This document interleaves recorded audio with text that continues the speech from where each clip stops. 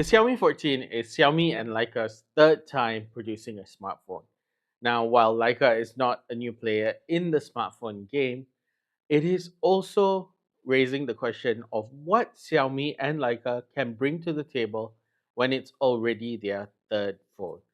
I'm Jeevan, this is techENT, and this is our review of the Xiaomi 14.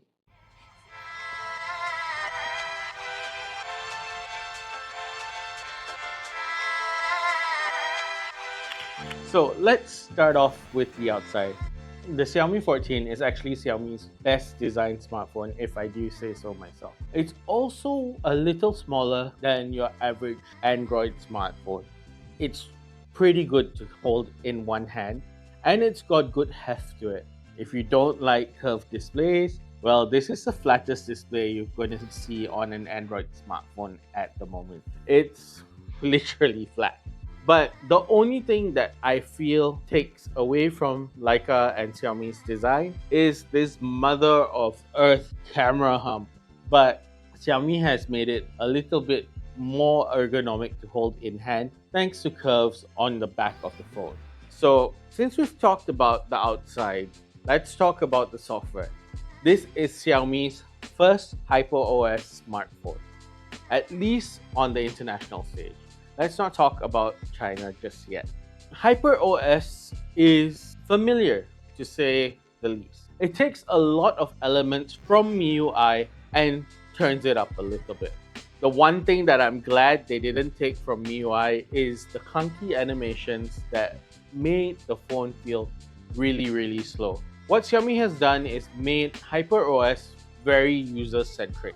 A lot of things from MIUI that help with helping users get things done was optimized in HyperOS. One of my favorite things that made it to HyperOS was actually the fact that everything is within thumb's reach.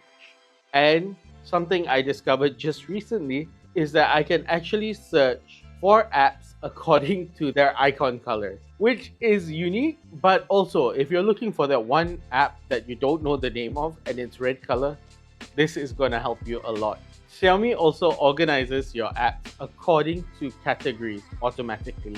While it's not perfect, things like TubeBuddy being in entertainment instead of probably productivity, it does remove the need for you to actually categorize or put your apps into folders so that you can find it easily. You can edit these groups to fit all your needs, and you can even put in custom groups. Now, the one thing I am actually enjoying about Xiaomi at the moment is that AI is not front and center.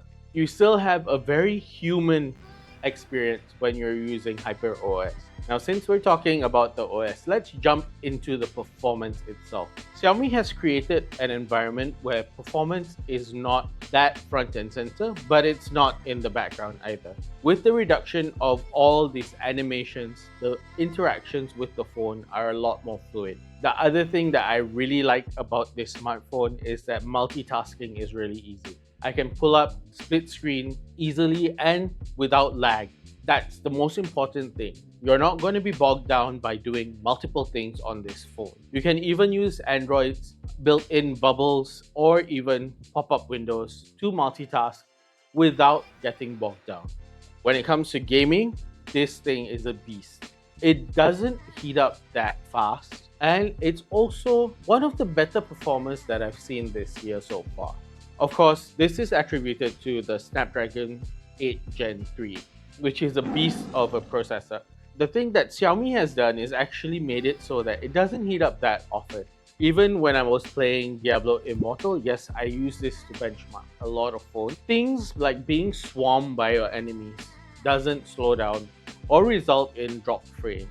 I can have 50 enemies on the screen at any one time, and you're not going to see lag or drop frames or even lose because you don't see that enemy, because you have 120 hertz of refresh rate in this display. The other thing that I actually tested this on was Asphalt, which is at this point a relatively light game for the phone, and also Pokemon Unite. Pokemon Unite can be really taxing when it comes to animation. You can have a lot of attacks happening at the same time. But that said, this phone actually performed really well.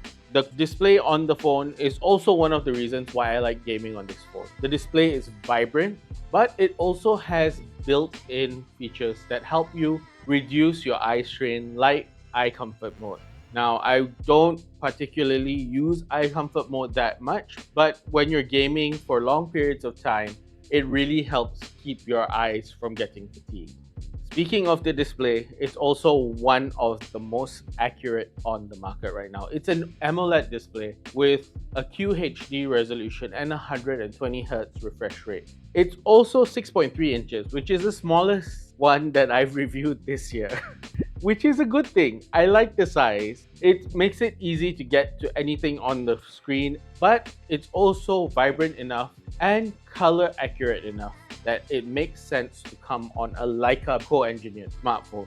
The display has coverage of the DCI-P3 gamut, 100% coverage. So colors you see on this display are more or less accurate to what you're seeing with your eyes, which is really important when you're talking about the camera function of the smartphone.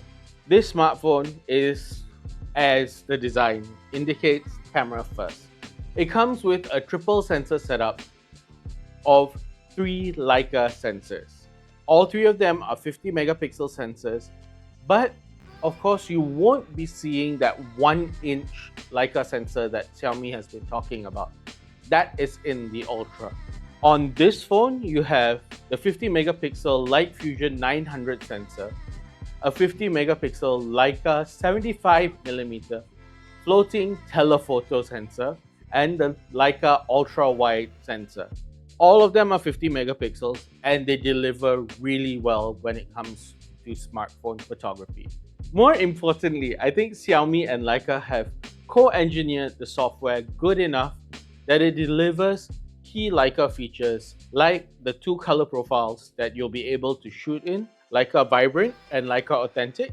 And there is so many filters that deliver signature Leica looks according to their very popular lenses. And you'll be able to replicate them with your photography.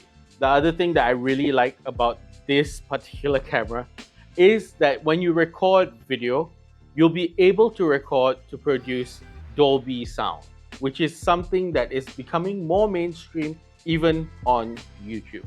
We want good audio and this camera can deliver on that. Other than that, the camera's photography is really sharp. You get nearly true-to-life bokeh when you're taking portrait photos, and you're also getting really fluid and stable video.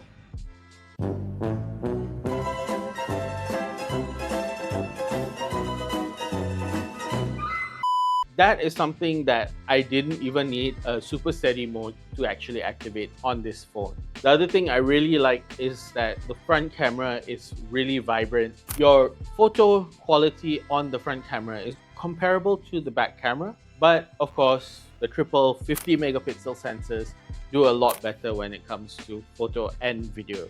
Now, how did it fare? For a third iteration of a Leica and Xiaomi partnership, I think this is perhaps, at the moment, the best phone that they have produced. Just because it's one of the most balanced experiences you can get on an Android smartphone. And it comes from a mix of having good processor, good software, good hardware, and optimizations that make all the difference. This is one of the most optimized smartphones when it comes to Xiaomi to date, especially when it comes to being camera first. So overall, you're talking about a phone that falls within the 4,000 ringgit price bracket. And this delivers all the features that you could want for a 4,000 ringgit smartphone. And if I'm being very honest, I think it actually pushes the boundaries to what we can expect a phone at this price range to be. So, do I like it? Yes. Would I recommend it to someone? Yes. But my biggest caveat would be that if that person is looking for a smartphone that is camera first. That has been the review of the Xiaomi 14. I'm Jeevan. Don't forget to like and subscribe to techENT for more tech news. and reviews and maybe some fun content here and there. And I'll catch you in the next one.